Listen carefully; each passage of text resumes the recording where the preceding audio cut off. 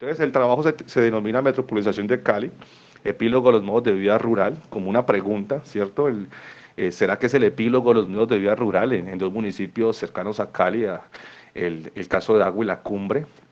Hay una temporalidad que es 1990 al 2019 y de fondo vemos una imagen que un buen amigo, también geógrafo del departamento, Diver, en algún momento en campo nos apoyó con un dron y nos hizo una visual de la parte alta del municipio de Agua hacia lo que es el Carmen que muchos de ustedes oriundos de Cali o cercanos a Cali conocerán esta parte de Agua con ese potencial de atractivo turístico, de finca de fin de semana, etcétera. Entonces vemos ahí esa bella visual del Carmen y al fondo alcanzamos a observar parte de algunas viviendas del kilómetro 30. Entonces, con esa visual y con esas viviendas, hacemos ese preámbulo de imaginarios para respondernos a esa pregunta si realmente en ese contexto de la metropolización de Cali, como lo vamos a abordar, entendiendo que el proceso metropolitano, bajo sus complejidades y sus matices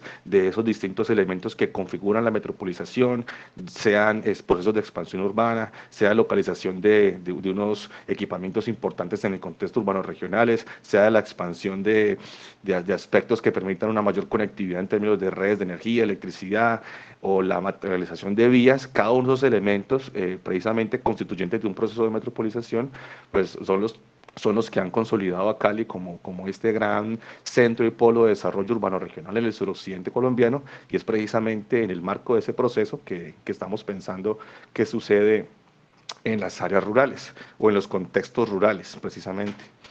Ok, entonces el profesor Oscar les mencionó, este trabajo se enmarca en un proyecto de investigación, el Quarkor ya se cerró ese proyecto, se cerró este año, creo que entre los meses de julio y agosto. El profesor Oscar coordinó este proyecto, en él tuvimos participación dos estudiantes del doctorado, una de ellas está aquí asiste hoy. Estuvimos participando como asistentes de investigación y en el marco de este proyecto, por supuesto, conociendo aún más el tema de nuestros problemas de investigación. El Daniel Felipe Hurtado, quien también resalto, apoyó este proceso como monitor de investigación, también está presente el día de hoy. Él es estudiante del programa en geografía, nos estuvo acompañando en campo, ayudando a revisar documentos, diseñando, bueno, construyendo algunos aspectos metodológicos, pero entonces toda esa sinergia en el marco de este proyecto de investigación que se denominó la metropolización de Cali y sus efectos en la gestión del agua potable en zonas rurales del área de influencia metropolitana de Cali, permitió conocer, ahí omití el año, ahí se me fue el 1 en el 2021, nos permitió conocer y madurar ese problema de investigación, precisamente para poderlo estructurar y formularlo como una propuesta doctoral. Entonces, básicamente resaltar la importancia de estar inmersos con la investigación en el marco de un proyecto. Entonces, partimos de una imagen y una frase icónica para muchos quizás, y siempre que la escucho de mi director y de otros profesores es clave, y es: nadie estudia lo que no conoce. Esa frase creo que ha marcado en mi ser y en mi existencia personal e investigativa muchas cosas, entre esas el pensar y replantear, bueno, de qué manera podemos darle vida, darle forma al problema de investigación en el marco del estudio doctoral que se está haciendo. Entonces los dejo con esa imagen de Sergei Merenkov, artista ruso contemporáneo, y es precisamente esa idea de la complejidad y la complejidad y los procesos que hay detrás de poder estructurar un problema de investigación. Y básicamente cuando decimos que no se estudia lo que no se conoce es porque implica hacer una investigación para conocer el problema. Y precisamente esa investigación que se hace, pues se logra a través de la vinculación de este proyecto de convocatoria interna, precisamente para elucidar aquellos elementos clave que podrían orientar y ayudarnos a comprender mejor la problemática de estudio o el tema de interés. Ok, entonces en ese sentido, tenemos hay una introducción de contexto para lo que fue el tema del planteamiento del problema y se destacan cuatro aspectos clave. El primero, lo que tiene que ver el punto A, la consolidación del proceso de metropolización de Cali. Cali se consolida como una ciudad articuladora en el suroccidente colombiano, no solo en términos económicos, sino político-administrativos. Y principalmente ese contexto toma fuerza desde mediados del siglo XX, ¿cierto? Por supuesto que hay una serie de edictos anteriores en términos históricos y políticos que permiten esa consolidación, pero se observa a partir de la evidencia y principalmente de estudios e información que ha elaborado el profesor Pedro Martínez, que tenemos el gusto de contar con él en el departamento y con quien tuve también la fortuna de ver clase en su momento.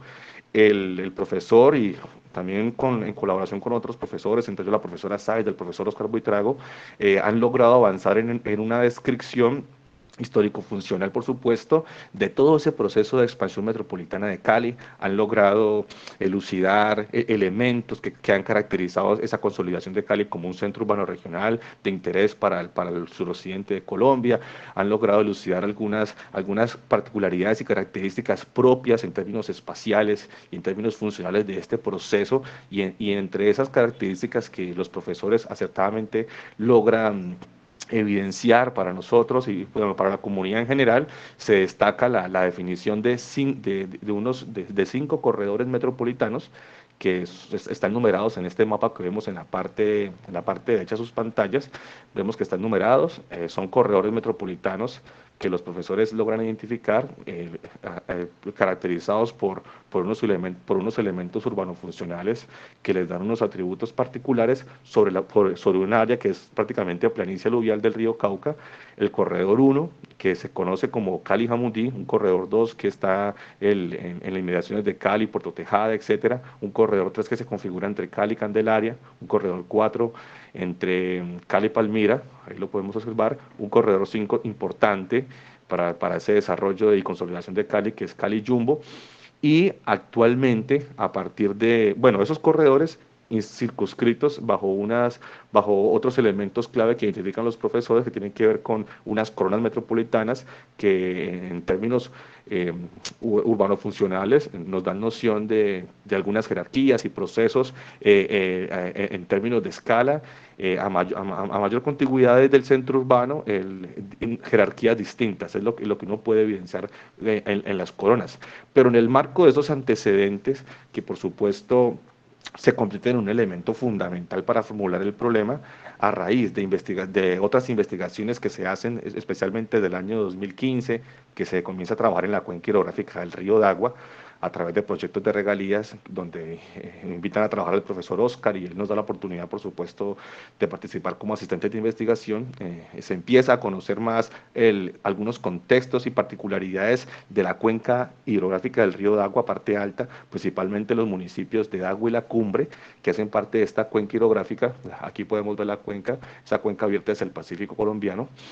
Y entre esas particularidades que se destacan entre las investigaciones de 2015, 2019 aproximadamente, pues se evidencia que hay algunos procesos que posiblemente den nociones que está ocurriendo que están ocurriendo procesos, llamémoslos socioecológicos o unos procesos socioespaciales con un interés asociado al proceso metropolitano de Cali, a ese proceso de expansión metropolitana de Cali, principalmente que responde a unas necesidades de vivienda campestre, responde a unas necesidades de poder localizarme un fin de semana para poder huir o escapar en algún momento de esas dinámicas de la ciudad, de esas dinámicas del trabajo, etcétera. Pero en esos procesos se empiezan a evidenciar en estos municipios, por supuesto, surgen temas como fragmentación de la propiedad de la tierra. Se empieza a conocer, por ejemplo, que gran parte de esas formas tradicionales o modos de vida rural empiezan a transformarse en otras prácticas, y son prácticas que se pueden evidenciar o se pueden leer a través de esas dinámicas del espacio, como un aspecto importante pues, del quehacer de la geografía. Entonces se intenta comprender qué está pasando en términos espaciales en ambos municipios a raíz pues, de esas dinámicas que se están gestando en el marco de ese proceso de metropolización de Cali. Entonces, esos serán elementos que van a configurar fuertemente este problema de investigación. Y que por supuesto llevan a plantear algunas hipótesis, considerando también otros marcos teóricos que implican pensar, bueno, entonces si tenemos evidencia de que hay un proceso distinto en Dahuila Cumbre, con unas características ligadas a esa expansión, a ese proceso de expansión metropolitana de Cali, entonces pensemos en poder delimitar espaciotemporalmente ese fenómeno o ese nuevo corredor que creemos surge allá entre Agua y la Cumbre, y que de alguna manera u otra se denomina como Corredor Metropolitano Cali de Agua a la Cumbre, y vamos a ver entonces cómo se llega a esa argumentación. Bueno, entonces el problema de investigación en el marco de ese contexto, este problema que logra ir madurando, a raíz que se avanza en esta última investigación, donde se está conociendo las problemáticas de algunos acueductos rurales en el marco de esos procesos de expansión metropolitana. Ahí los dejo con dos imágenes icónicas de la parte alta del municipio de Dagua principalmente. Vemos estas necesidades de vivienda campestre, generalmente son viviendas que responden a unas necesidades, eh, a unas necesidades específicas. Ciertos agentes sociales acceden a ellas, y vemos el contraste de estos nuevos modos de vida o prácticas espaciales que se instauran en la ruralidad versus esas espacialidades tradicionales que evocan lo rural, especialmente en los municipios de Dagua y la Cumbre, donde es posible elucidar en campo prácticas ya sea de pancoger o prácticas con algunos grados de tecnificación para la producción de alimentos, en municipios que son reconocidos en el caso de Agua, por su vocación agropecuaria y rural campesina, para el caso de la Cumbre, que también tiene una vocación agropecuaria, pero la Cumbre sí destaca que hay una vocación de turismo, principalmente de fin de semana. Pero entonces vemos, se logra percibir esos contrastes que queremos indagar en el marco de qué está sucediendo con esa idea de lo rural, en el marco de los procesos de expansión metropolitana.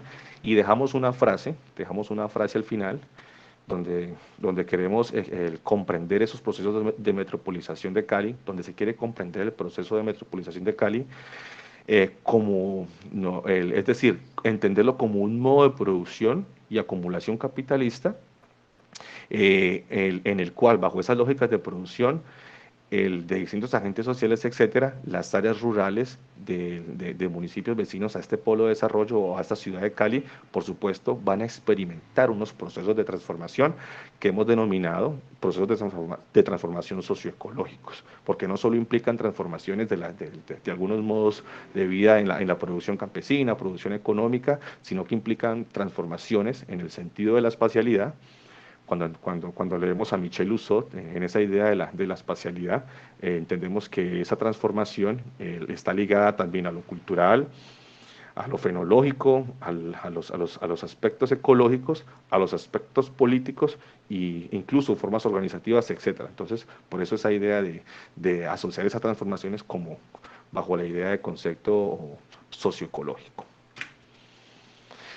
Bueno, a ver si recuerdo. Ok, listo. Entonces, aquí vemos en ese mapa de localización, bueno, el Valle del Cauca, tenemos los municipios de Dagua y la Cumbre resaltados, y en color amarillo Dagua, en color verde tenemos a la Cumbre. Este área gris que vemos allá donde está el cursor, pues representa el área construida de Cali, etcétera, y vemos, se logra comprender su cercanía, de esta mancha urbana de Cali respecto a Agua y la Cumbre. Hay unos elementos clave que tienen que ver con aspectos funcionales para el caso de Agua y la Cumbre, y tienen que ver con unos hitos de interés histórico y funcional. En 1960, por ejemplo, se construye la antigua vía del mar que va que llega al kilómetro 30, va llega al Queremal. Quienes conocen estos sectores por ser potenciales turísticos para fin de semana, bañeros, etcétera. Entonces esta vía es un hito icónico desde el año 1960, y es un hito icónico precisamente porque comunicaba una parte importante a nivel nacional con el principal puerto marítimo del país en Buenaventura. Entonces ese hito es importante resaltarlo, dado que representó y significó un aspecto detonante de procesos, de algunos procesos de urbanización y de expansión de áreas urbanas, tanto en Dagua como en la cumbre. Para el caso de la cumbre, estos procesos se evidencian desde 1910, 1920, con la consolidación del ferrocarril del Valle del Cauca. La cumbre era una estación y significó un punto importante de dormitorio para muchos trabajadores. Entonces la cumbre también tiene otro hito importante con el tema del ferrocarril de Occidente. Pero adicionalmente, en 1980, con la nueva vía al mar, que va por Dagua, Lobo Guerrero, hacia el puerto de Buenaventura, pues simboliza otro hito importante de transformación, porque implicó, perdón, de cierta manera, en términos espaciales, otras formas de producción del espacio rural que estaban vinculadas precisamente a que llegaran más personas, precisamente a raíz de estos procesos de comunicación, de esos procesos funcionales, de esas escalas de lo local con lo global, mediante ese puerto de Buenaventura. Y son hitos que hay que destacar, dado que actualmente cerca a las vías pues se vienen gestando procesos intensos de, de, de, de fragmentación de la propiedad de la tierra actualmente. Entonces son elementos que hay que destacar.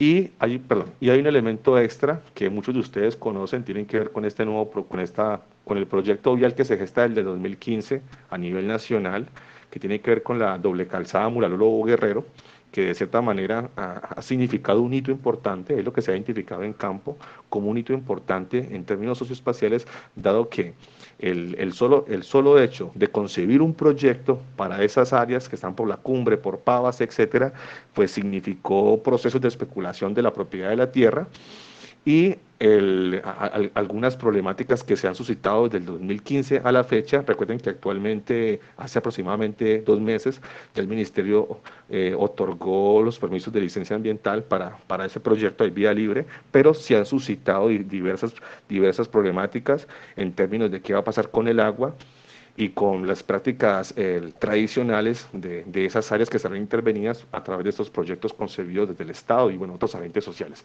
Eso como contexto funcional de lo que está aconteciendo y sucede tanto en Dagua como en la cumbre. Bueno, seguramente tendremos más elementos históricos, pero la idea es como esbozar solo algunos para entender e ir comprendiendo cómo se va articulando el problema de investigación. En este mapa que vemos de fondo representa las dinámicas espaciales de las áreas, bueno, serían dinámicas espaciotemporales de las áreas construidas en el marco de ese proceso de expansión metropolitana de Cali, pero asociada, ojo, en ese proceso de metropolización, el aspecto que queremos representar tiene que ver con elucidar el proceso de expansión de áreas construidas. Entonces se toma información precisamente de los proyectos que ha realizado el profesor Pedro con sus colegas. Nosotros lo que hacemos es actualizar a 2020 mediante el geoprocesamiento de imágenes de satélite, principalmente unas imágenes que nos permitan tener una buena resolución espacial. Creo que trabajamos con Sentinel, no, perdón, con Aster 2B. Las procesamos, extrajimos las áreas construidas para poder evidenciar en distintos momentos, en el 61, 86, 99, 2019, cuál era el comportamiento espacial de esa dinámica de expansión urbana como un elemento referente de un proceso de expansión metropolitana, como uno de esos tantos elementos configurados del proceso. Ojo.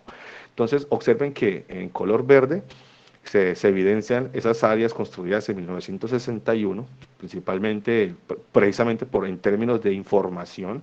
Solo se logra evidenciar el proceso de Cali como centro urbano, de pronto de Palmira y otras ciudades hacia Candelaria, etcétera. Este color que es como un magenta son las áreas construidas para 1986, nuevamente por temas de información, datos, etcétera, únicamente se logra elucidar esas ciudades princip- principales, perdón, en relación a Cali. Para 1999, que ya se cuenta con más información, ese color azul empieza a dar indicios de qué está sucediendo con esos procesos de expansión, de cómo se está comportando espaciotemporalmente ese proceso de expansión urbana. Y al año 2019, cuando se cuenta aún con información para poder evaluar en términos escalares más áreas, entonces ese color rojo a 2019 nos está ilucidando cuál es ese fenómeno, perdón, cuál es el comportamiento de ese fenómeno de expansión urbana en el marco de la metropolización y hacia dónde va o qué localizaciones se están disputando esos procesos, ¿cierto? Y resulta que es el municipio de Águila Cumbre, donde vemos esa figura en morado, entonces sucede algo particular y es precisamente lo que se logra evidenciar a través de esos proyectos desde el año 2015 en Águila Cumbre. Cuando hacemos un zoom a ese proceso, observen lo que está sucediendo en color rojo que representa el año 2019. Entonces, evidentemente está sucediendo algo, sucede algo. Y cuando se va a campo, cuando se vive el problema, cuando se siente el problema, cuando se gusta del problema, un profesor del doctorado siempre nos dice, muchos lo conocen seguramente, nos dicen, al problema no hay que tenerle miedo, el problema hay que sentirlo, hay que gustarlo, hay que enamorarse del problema. Y cuando uno se enamora del problema y va a campo y conversa con la gente, cuando uno conversa con la gente en campo, cuando uno siente el problema, cuando lo vive, entonces la gente comienza a hablar desde el sentir, desde el pensar, desde las vísceras, empiezas a expresar, oiga, desde el año 2000, una vez entra una nueva política, una vez entra en práctica esta política de esos gobiernos que buscaban eh, eh, menguar de pronto actividades ilegales y de grupos armados, pues distintos agentes sociales que estaban en jurisdicción en estas áreas, grupos ilegales, pues ellos tienen que buscar otras localizaciones, se desplazan y estas áreas pues se convierten en un potencial atractivo para actividades ya no de agricultura, porque no era tan rentable, sino que ahora toma ese atractivo turístico, se potencian esas actividades turísticas. Eso es un elemento que desde el año 2000 ha configurado precisamente o potenciado procesos de parcelación y de fragmentación de la propiedad, pero también en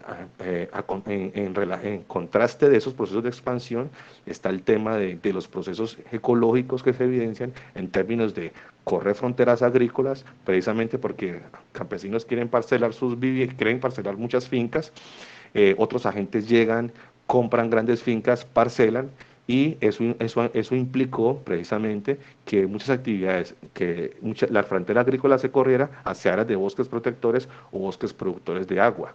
Entonces, son elementos que empiezan a surgir una vez se conoce el problema de investigación. Bueno, entonces, siguiente.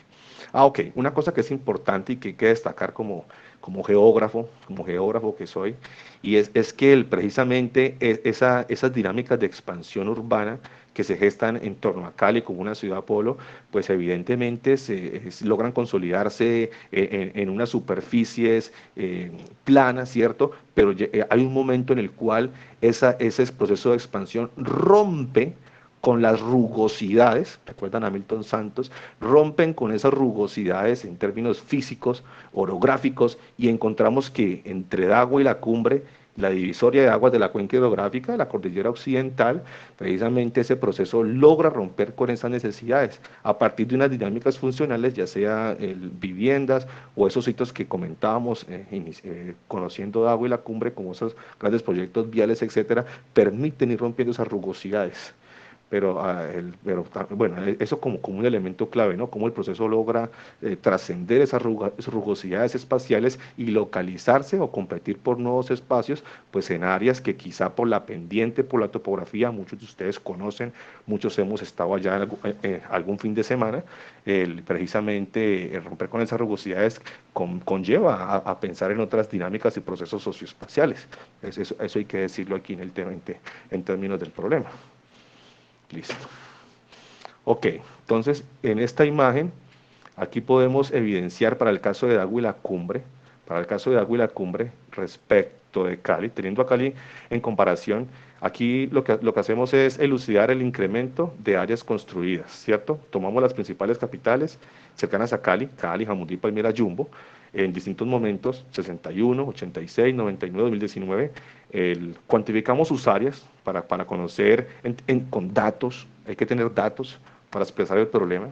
Entonces, con datos queríamos presentar, evidenciar, bueno, cuánto creció Cali, cuánto creció la Cumbre y cuánto creció Dagua, ¿cierto? En esos años que se están evaluando para conocer el problema. Resulta que bueno, aquí vemos los datos de Cali en términos de tasa de incremento porcentual, pues Cali entre el 31 y el 86 crece un 219,6% respecto al área base, es decir, del 61 al 86 el área construida de Cali se incrementa aproximadamente 200 veces, entre el 61 y el 86. Ahí tenemos hitos históricos que explican esos elementos de transformación, pero entre el 86 y el 99 esa tasa de incremento cae, solo del 42%, crece 42 veces ese área base del 86 y se mantiene, ¿cierto? Ese crecimiento. Pero ¿qué sucede con Dago y la Cumbre? Entonces, Dago y la Cumbre precisamente por la disponibilidad de la información, cuando logramos hacer cuando se hace el procesamiento de imágenes, etcétera, y para elucidar el avance de esa expansión urbana y en términos espaciales, pues uno encuentra que para el caso de la Cumbre, entre el 86 y el 99, la Cumbre incrementa su área base en 240 veces el área inicial. Es un dato importante. Pero más importante aún cuando comprendemos ese incremento porcentual entre el 99 y el 2019. Entonces decimos, ahí pasa algo. Observen que incrementa 410 veces este área base final del 99. Igual sucede con Dagua. ¿Qué pasa con Dagua? Dagua entre el 86 y el 99 incrementa en las áreas construidas 788 veces aproximadamente. Y para el año entre el 99 y el 2019 se logra evidenciar que ese incremento base fue de 345 veces el restante del año 99. Cuando uno le pregunta a la gente o conversa con los funcionarios públicos, etcétera, precisamente llega a colación el tema de se retiran determinados agentes sociales de estos municipios a través de unas políticas de seguridad de X gobiernos, y entonces eso permite que se dé esa transición o vocación rural, la cual se había retrasado por X procesos políticos y sociales, entonces potencian otras prácticas espaciales asociadas a la necesidad de una localización para una vivienda de turismo, y entre esos procesos pues se logra evidenciar algunas parcelaciones, algunos condominios, etcétera, etcétera. Listo, entonces aquí vemos algunas imágenes de lo que se logra elucidar en campo. Cuando uno va en campo, y ustedes están cordialmente invitados e invitadísimas a campo para vivir estos procesos, conocerlos. Entonces vemos información como se vende hermosa casa campestre, informes, comuníquese con tal señor, parcelación campestre, la floresta, informes, recuerde estar a paz y salvo, la información de la concesión, esa vía 4G que va a comunicar a los guerreros con Buenaventura y va a reducir ese transecto en 2 horas.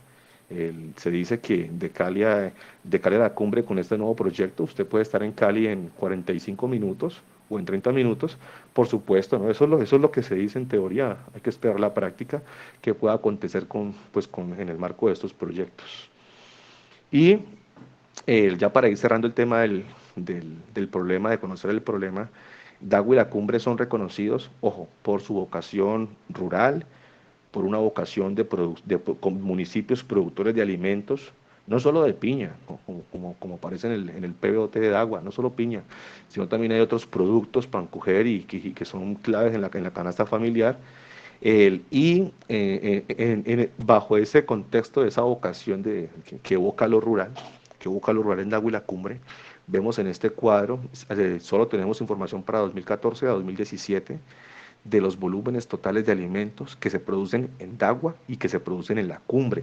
Esos alimentos en volúmenes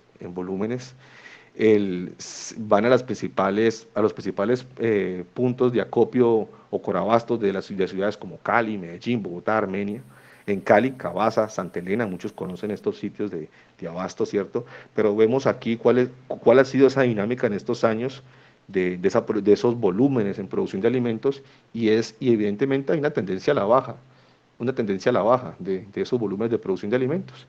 Y cuando uno conversa con la gente en ese sentir y gustar el problema, precisamente el campesino lo que le cuenta a uno es, pues esto ya no es rentable, es más rentable si tienes una finca, parcelar una parte de la finca o vender un lote. Viene mucha gente de Cali que pues, nos pregunta si vendemos, si hay agua, y es más favorable eso en términos de poder capitalizarse y por supuesto ir a la ciudad.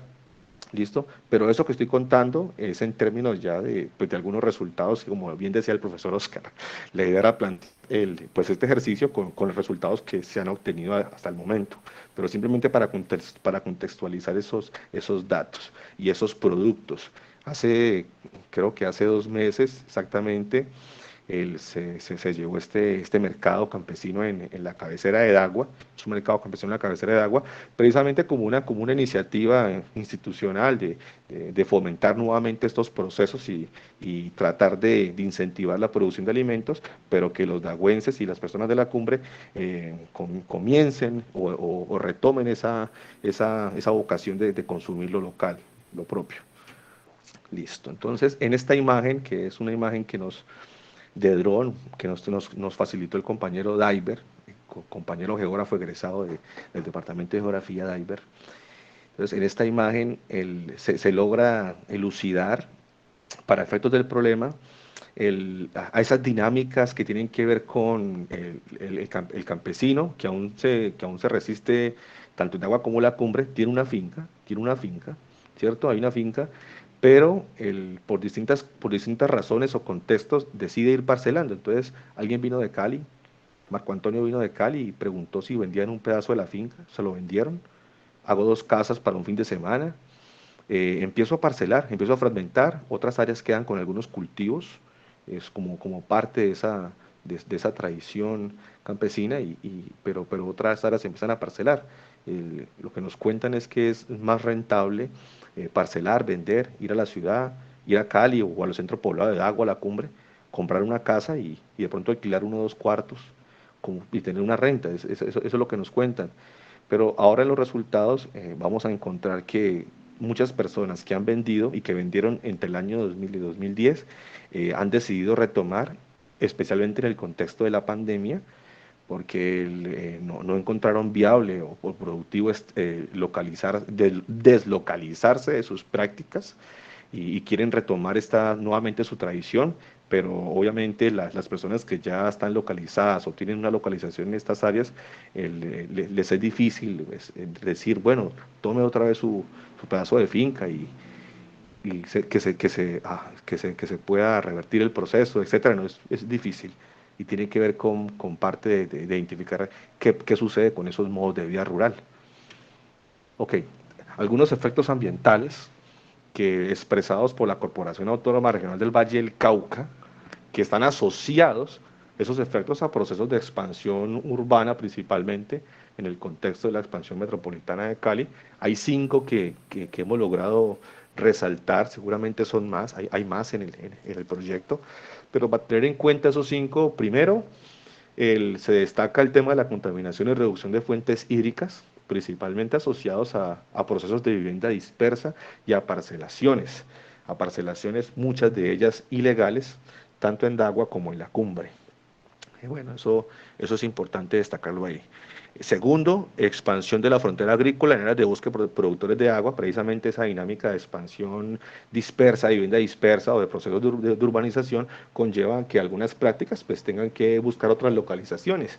Y es lo que se logra evidenciar ahí con el tema de esas áreas que se afectan, que son áreas importantes en términos de producción de agua para el agua y la cumbre, es importante. Cambios en coberturas de la tierra y usos del suelo. Hay una alta susceptibilidad, precisamente esos cambios de cobertura de la tierra dejan, dejan las puertas abiertas a procesos que incrementen esa susceptibilidad frente a eventos extremos, ya sea de sequías, principalmente en el municipio de La Cumbre.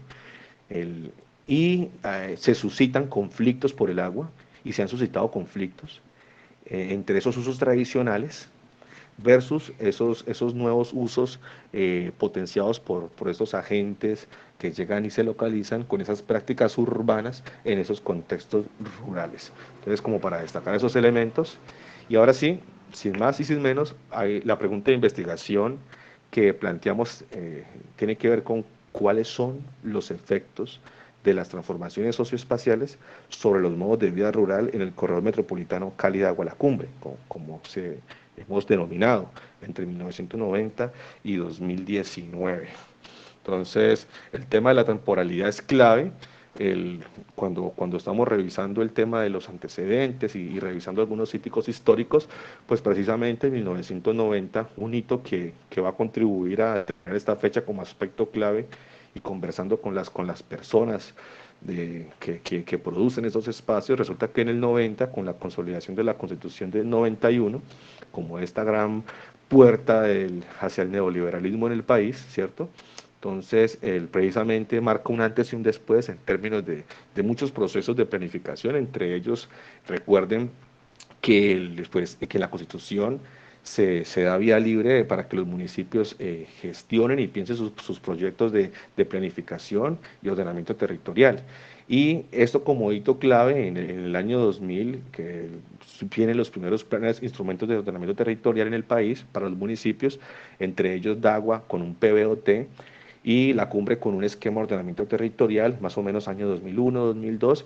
Estos instrumentos por ley debían actualizarse cada 10, 12 años, pero seguramente en discusiones que ustedes ya conocen, muchos municipios del país no han logrado actualizar esos instrumentos y Dago y La Cumbre son municipios de esos, no han logrado tener una actualización de los instrumentos de planificación y los vigentes 2002-2003, no, creo que son las fechas, son los pues son los que están vigentes actualmente. Y en ellos, en ambos, hay reglamentaciones de uso del suelo, por supuesto, como uno de los fines de esos instrumentos de planificación, y entre esas normatividad de uso del suelo, reglamentación, no se conciben muchas parcelaciones las cuales se han producido en áreas de protección o en áreas en las cuales no se debe hacer un uso de suelo como tal. Y otro elemento importante que va en contravía pues, de este instrumento tiene que ver con, hay una reglamentación de lo rural para ambos municipios que usted solo puede vender el, lotes de más de 3.000 metros y 3.500 metros cuadrados, simplemente pues por el tema de la propiedad de la tierra, ¿cierto? Para contrarrestar esos procesos de fragmentación de la propiedad. Pero cuando estamos en campo y cuando se está en campo, lo que se evidencia es que evidentemente entre el año 2005, 2015, 2018, esa dinámica de venta de lotes y de parcelaciones se dio ignorando vamos a decirlo así, ¿no? Ignorando esta reglamentación, entre comillas, con lotes de 200 metros, 100 metros, 1000 metros.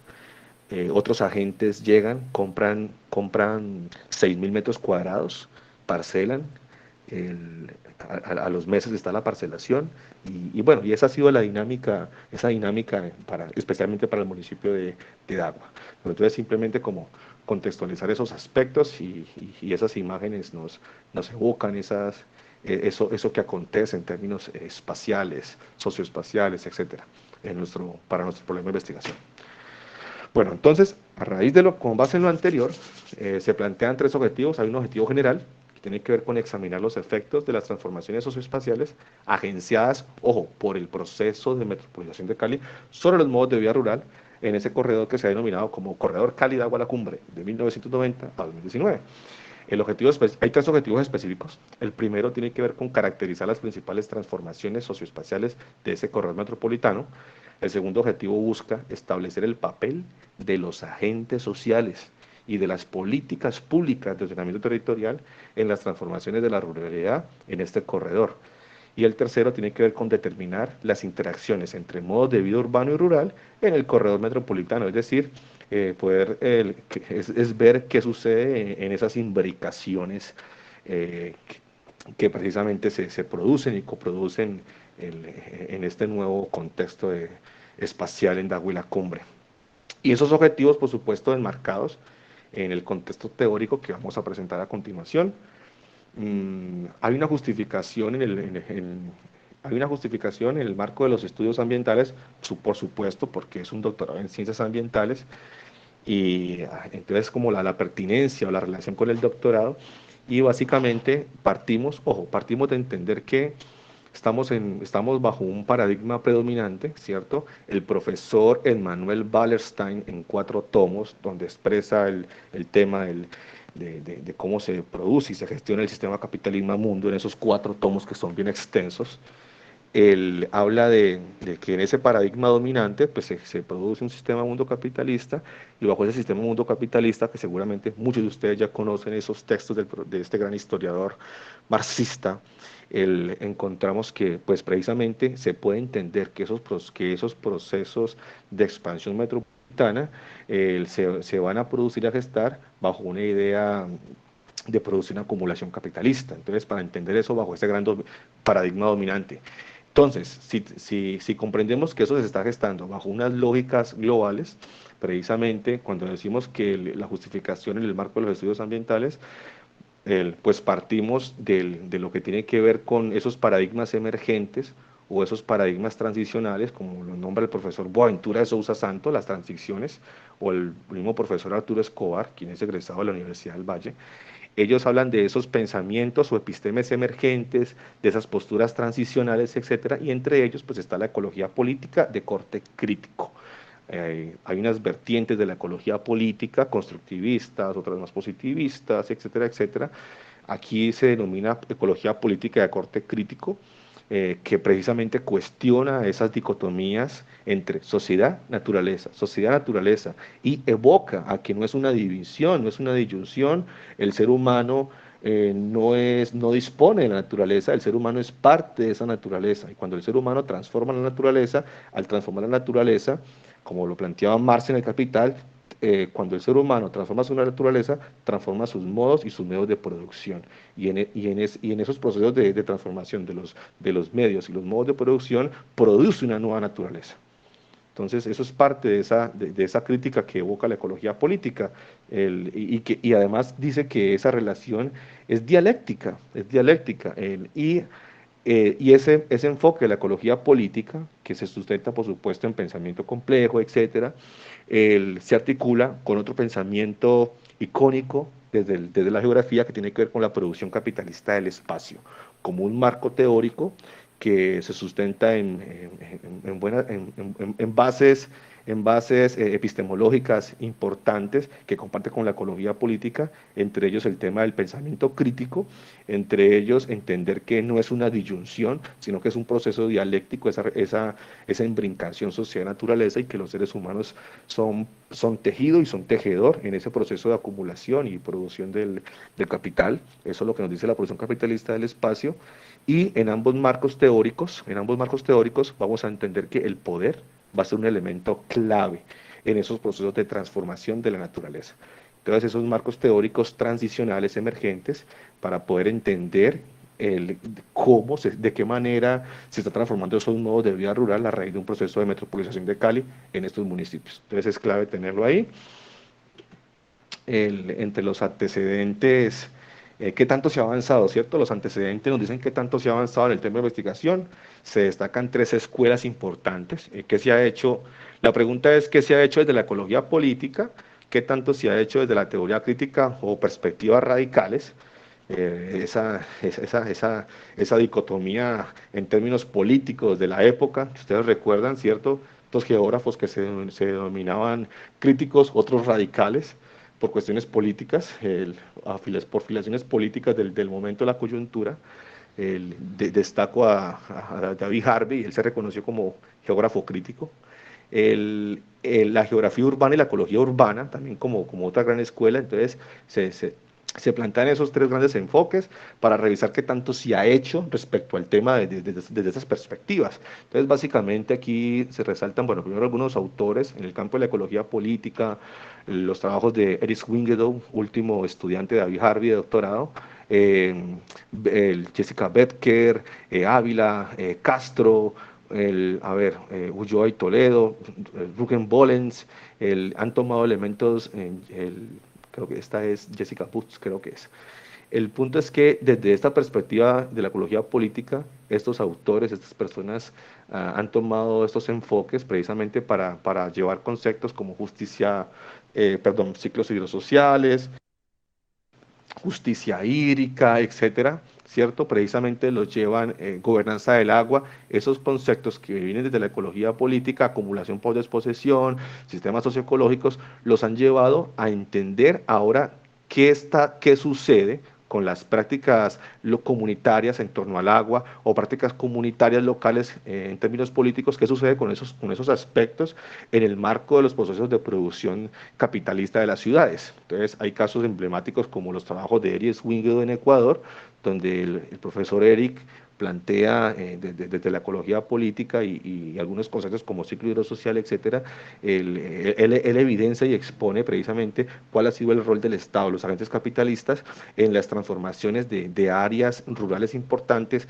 en Guayaquil, respecto a ese proceso de expansión urbana. Entonces, ¿qué ha pasado con la gente que fue deslocalizada? ¿Qué ha pasado con las prácticas asociadas al agua, con modos de vida locales, etcétera? Ahí hay muy buenos referentes para entender esos aportes de la ecología política que le contribuyen pues a la investigación.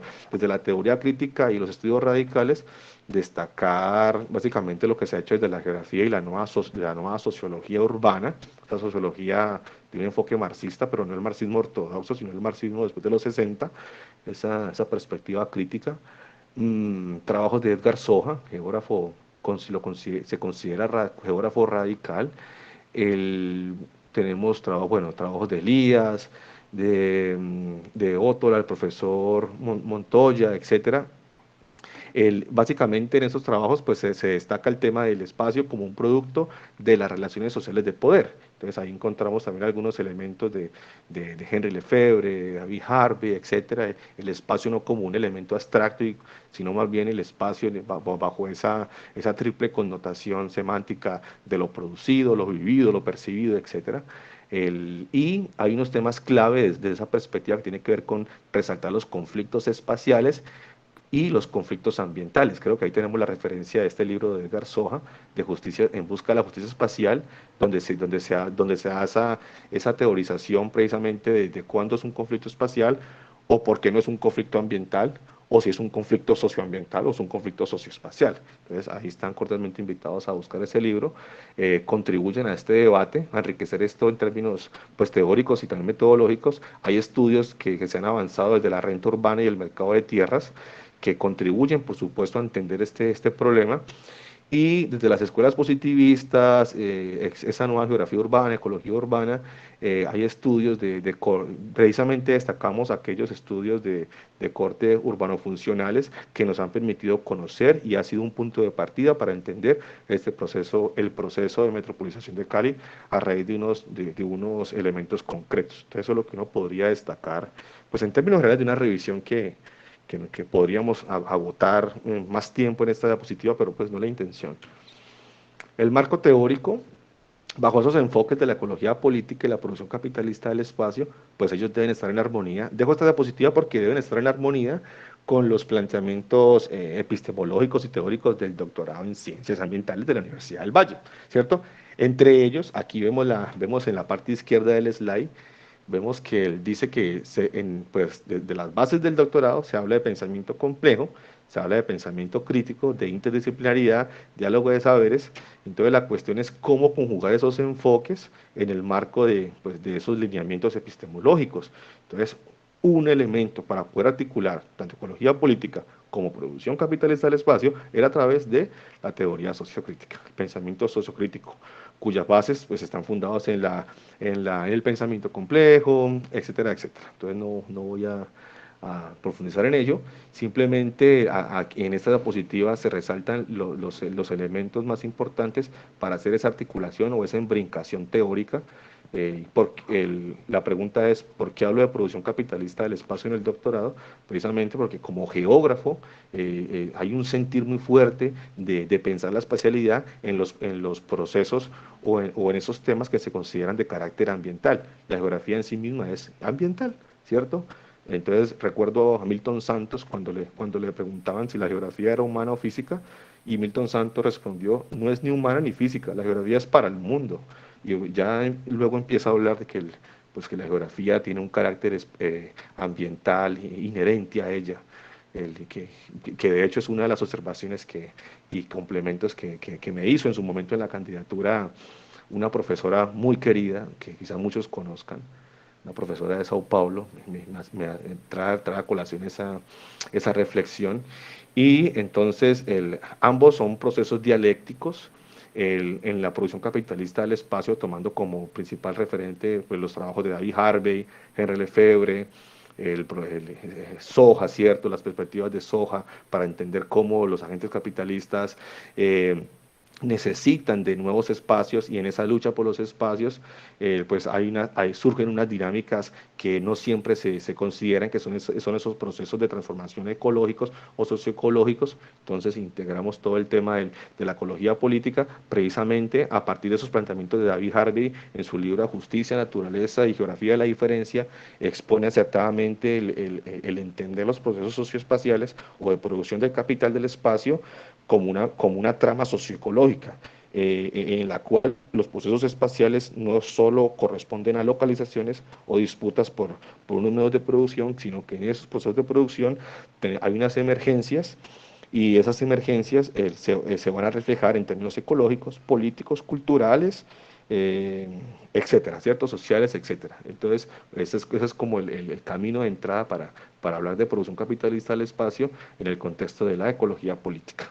Y en la ecología política, resaltar que como uno de sus pilares, que se cuestiona los efectos de las políticas y su materialización en términos ambientales, pero desde la espacialidad yo puedo cuestionar los efectos de esas políticas y su materialización en términos espaciales. Entonces hay una complementariedad entre esos marcos teóricos. Y ya desglosando esa idea de trama socioecológica en el marco de la producción capitalista del espacio, el espacio, producto de las relaciones sociales de poder, es un elemento clave para entender la entrada a través de la producción capitalista del espacio como una trama socioecológica. Luego entender que los procesos espaciales y ecológicos, ojo, lo dijo David Harvey, lo plantea Jason Moore en su último libro, bueno, no su último libro, pero sí en el libro que se denomina, para que lo tengan presente, El capitalismo en la trama de la vida, ecología y acumulación del capital. Jason W. Moore, otro historiador marxista, él dice que esos procesos son interdependientes. No podemos seguir viendo los temas ambientales o espaciales como cosas separadas, disyunciones. Y eso Harvey lo denomina procesos como procesos en red o procesos de una trama socioecológica. No se puede separar justicia espacial del ambiental. Edgar Soja en busca de la justicia ambiental, David Harvey también en 2018.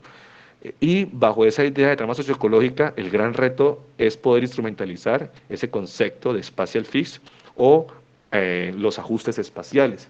Los ajustes espaciales que implican desde esa traducción que se hace a esa idea anglosajona, que ese ajuste espacial primero implica pensar que determinados agentes capitalistas requieren disponer de unas nuevas localizaciones para reproducir el capital, un capital fijo. Piensen ustedes en el segundo circuito del capital que describe Marx, que toma David Harvey para sustentar muchas teorías. Y una vez los agentes requieren unas localizaciones específicas, pues a la hora de localizarlas, esa nueva reproducción del capital conlleva a unos procesos de reestructuración, pero no solo económicos, sino que son políticos, son culturales, son ecológicos, y son reestructuraciones que se van a gestar bajo unos elementos particulares que denominamos modos de vida rural. Entonces, ahí está el gran reto de instrumentalizar esa idea de, de espacial físico o ajuste espacial. Y entender que bajo esa trama socioecológica, pues, ¿cómo vamos a entender el proceso de expansión metropolitana de Cali?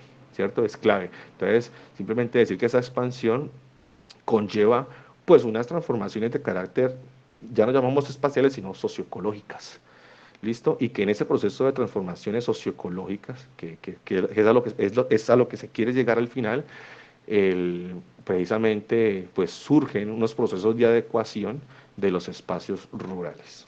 A ver, hay un marco conceptual, bueno, no voy a profundizar en esto, pero hay unos conceptos fuerza en el trabajo que están enmarcados en ese marco teórico, en esas dos perspectivas teóricas, entre ellos, uno, cómo se va a entender el proceso, el fenómeno de metropolización, entonces teniendo en cuenta pues, los trabajos de nuestros profesores, entre ellos el profesor Pedro Martínez, quien ha avanzado lo suficiente para permitirnos comprender muchas de las dinámicas urbano-funcionales de Cali como ciudad-región, como ciudad polarizadora y Cali como configuradora de un proceso de metropolización.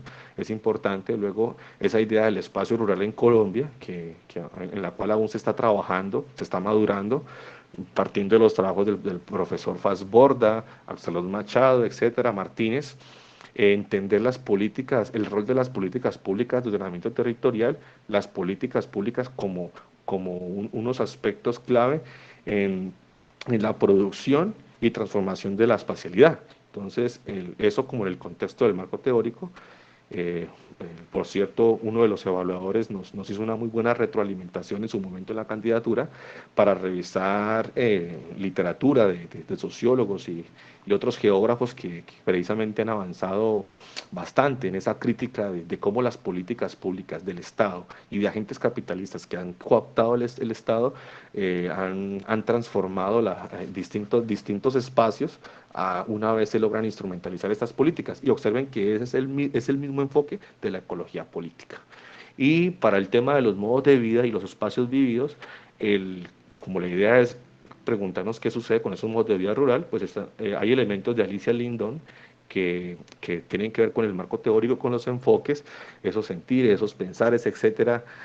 Kuhnen, Henry Lefebvre, desde el tercer espacio, el espacio de las representaciones, el espacio vivido, también nos permiten pensar y plantear aquellos elementos eh, que se tienen que instrumentalizar para poder expresar esos modos de vida en la metodología. Arnes Heller, Zunini, Michel Usot, Doret Massey, etcétera, que han trabajado el tema desde la subjetividad pues, para entender estas particularidades vividas, esas vivencias, etcétera.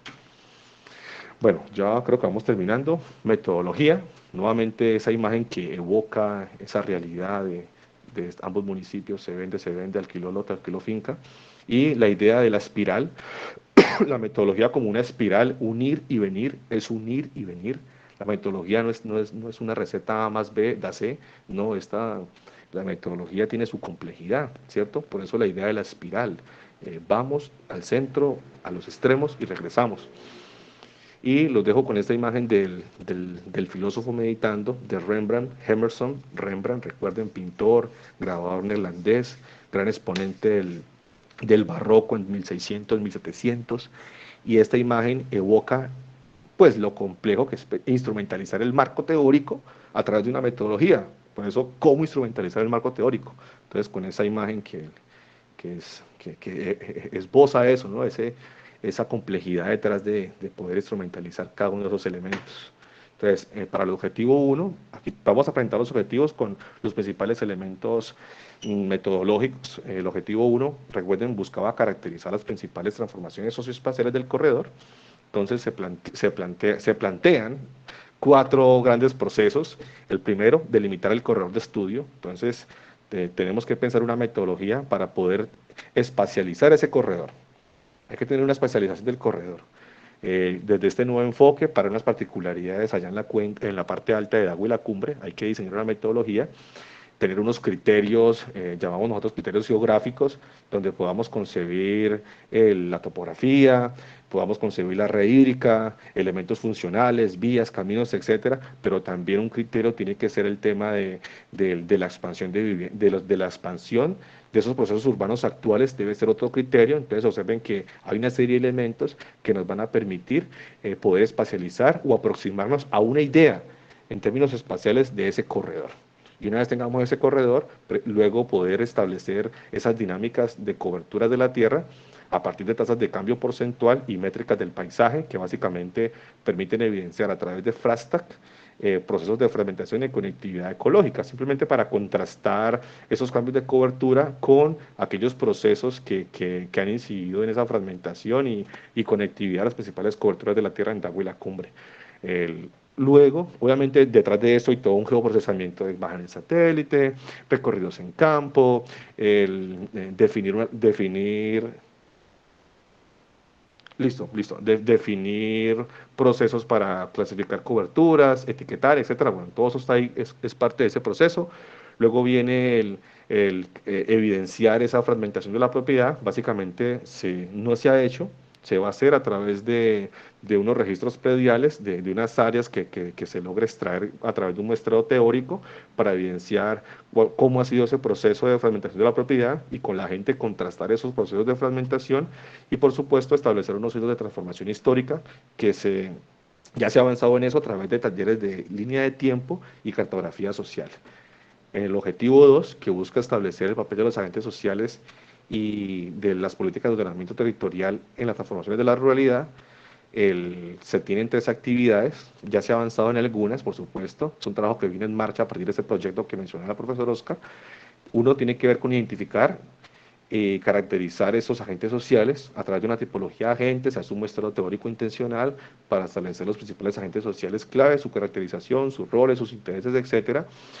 Y para conocer los alcances de las políticas, pues hay todo un diseño para hacer un estudio documental para conocer a través de categorías de análisis cuál ha sido el papel de esas políticas de ordenamiento territorial o de desarrollo económico en la configuración de esos procesos en Dagua y la Cumbre. Eso es clave. En algún momento podríamos detallar algunos elementos metodológicos. El tercer aspecto tiene que ver con identificar esa relación espacial entre áreas transformadas, principalmente transformadas por procesos urbanos, de expansión urbana ya en Dagua y la Cumbre, y su relación con las áreas de protección ambiental, áreas de parques. Recuerden que Dagua y la Cumbre, gran parte de sus áreas político-administrativas se encuentran en ley segunda. Entonces sería pertinente elucidar esa relación y preguntar por qué se están interviniendo esas áreas de protección, qué está pasando, qué está fallando. Y el objetivo 3, que busca determinar esas interacciones o imbricaciones de modo de vida urbano y rural, son 2 aspectos clave. El primero tiene que ver con destacar aquellos elementos de la vida de las personas, como vivencias, experiencias antes y durante ese proceso de expansión metropolitana de Agua y la Cumbre, evocando principalmente toda esta idea de los espacios vividos y de representación. Entonces, pensemos en esa trialéctica espacial de Lefebvre a través de unas entrevistas semiestructuradas o a profundidad para poder elucidar esos aspectos o detalles de esas vivencias antes y durante y después. Y obviamente resaltar aquellos hechos y experiencias vividas que dan cuenta de esas nuevas imbricaciones o interacciones de lo rural y lo urbano. Igualmente, se hace a través de entrevistas semiestructuradas y mediante la modalidad de grupos focales para poder identificar eso. Se ha avanzado en algunas cosas, por supuesto en el contexto de la pandemia, con medidas de bioseguridad. Algunos resultados.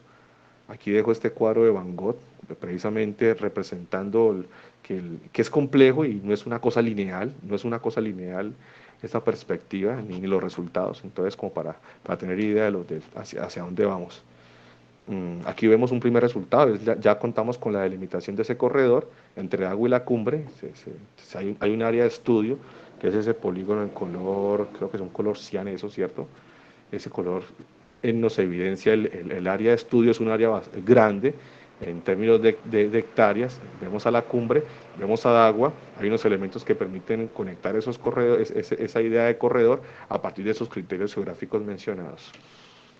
Una vez se cuenta con ese corredor, se hizo ese estudio multitemporal de coberturas con unas imágenes satelitales Landsat, todo un protocolo, etcétera, etcétera.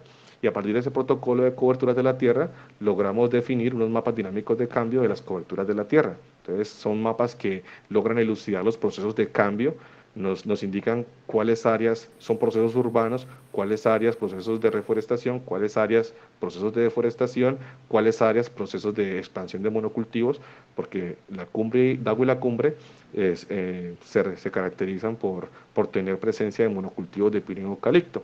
Entonces, estos mapas nos permiten ir a campo y preguntarle a la gente por qué se dieron estos cambios, qué elementos permitieron esa transformación o la expansión de esta área que antes era cultivo de café en los 60 a un proceso urbano, ¿cierto? Entonces, para eso son esos mapas, para ir a hacer los talleres y preguntar en campo y lograr elucidar desde el saber consuetudinario las transformaciones. Y con los mapas de cobertura se está avanzando en algunos artículos precisamente para representar estos elementos de conectividad ecológica que se hizo mediante FRASTAC.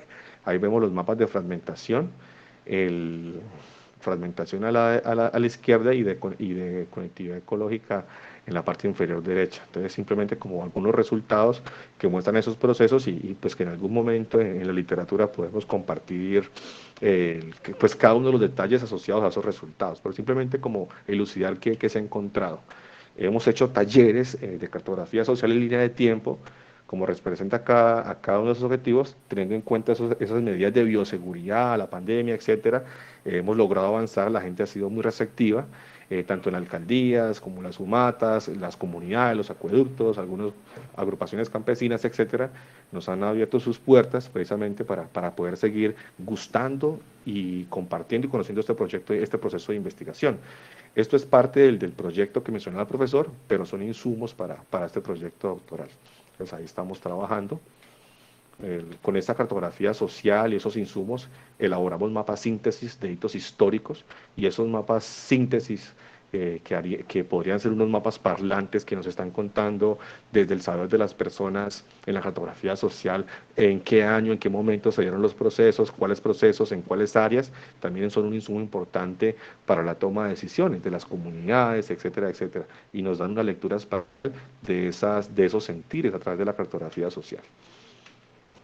Actualmente se está avanzando con entrevistas para elucidar cambios en los modos de vida rural. Entonces estamos yendo a campo, contactando con campesinos, con presidentes de acueductos rurales comunitarios, con las humatas, etcétera, precisamente indagando y contactando a estas agentes sociales clave para poder llevar a cabo unas entrevistas y de esta manera ir triangulando la información y cerrar este arduo proceso en el cual estoy involucrado, que es el doctorado.